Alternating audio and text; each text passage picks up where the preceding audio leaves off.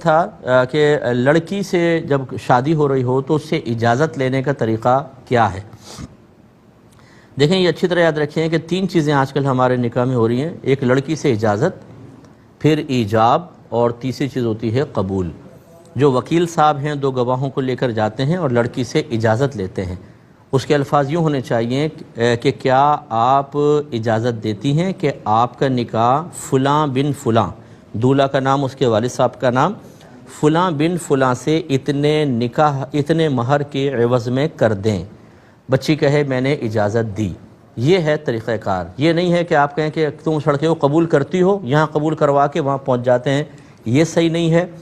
دوسرا یہ جو اجازت لینا ہے، جیسے ایک تو میں نے مطلقاً بولا اجازت دیتی ہیں کہ آپ کا نکاح فلاں بن فلاں سے کر دیا جائے اتنے حق مار کے عوض میں، اس میں کسی کا نام نہیں لیا، نہ اپنا نہ قاضی صاحب کا، یہ مطلقاً اجازت ہوتی ہے، یہ بالکل